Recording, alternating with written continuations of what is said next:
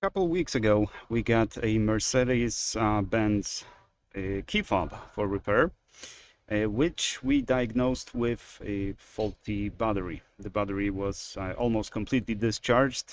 We tested it. It does emit the infrared, so it should work with the car. So that was the diagnosis. The customer received the key fob and shipped it back because I assume it didn't work. So I was thinking, what can possibly be the reason for it to actually physically work, physically test fine, but not work with the car?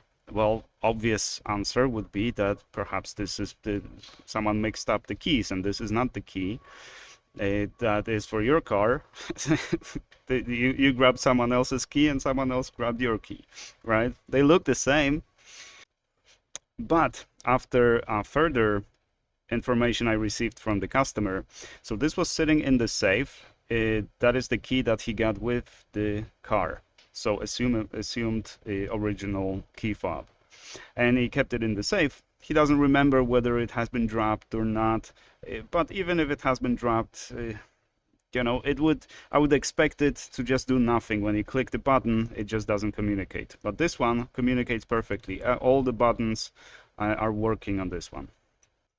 So, well, no way around it. I had to open it. I hate opening these, but, what are you gonna do? And, you know how Nathan has this series on is it fake or is it real?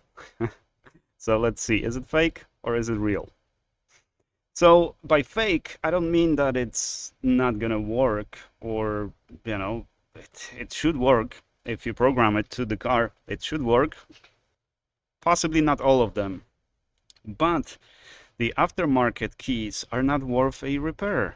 You get them for 20 bucks on eBay. If you have the original Mercedes-Benz key, then sure, send it in for a repair, but this is worth roughly 20, 25 bucks on eBay. Sure, you have to program it, but the key itself is worthless. And how do you know that it's an aftermarket key or AKA fake? By fake, again, doesn't really mean that it doesn't work. It just didn't come from Mercedes factory. By this chip, this is Atmel microcontroller, right? So this is essentially DIY key. This isn't the original key. Original key comes with a Renaissance chip, and the board layout is completely different, right? It's a different board, different components and stuff. But from the outside, it's almost impossible to tell whether it's original or aftermarket. So yeah, it's really not worth doing anything with this one. I expect that at some point this key has been just replaced. Maybe things happen. Maybe your kid lost the key, and it's a spare key, so he just got the replacement for 20 bucks off eBay and replaced the key without programming, because that's where the value is. And you thought you had an original key, but you didn't. The other possibility, as I said, maybe someone just took your key and you took their key. Again, they look the same. But yeah, there's nothing I can do with this one. It works. It works perfectly fine. It's just not programmed to your vehicle. That's why it doesn't work. And it's aftermarket. So I don't even repair aftermarket keys because it's just not worth it.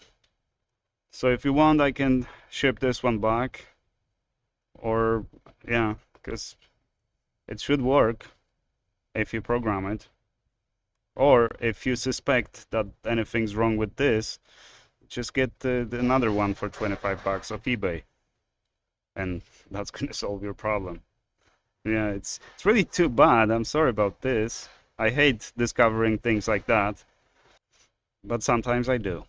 So yeah, I'll email you later and let's see what we can do with this. Well, actually, there's not much we can do with this. It's not even worth putting back together, you know. No charge, of course, It's just just a bench fee for the previous battery replacement, and I don't know. It's you know, on one hand it's funny, but on the other hand it's not funny when that happens to you. You know, you thought you had an original item and you don't. But that's it for today. Thank you guys very much for watching, and I shall see you guys in the next one.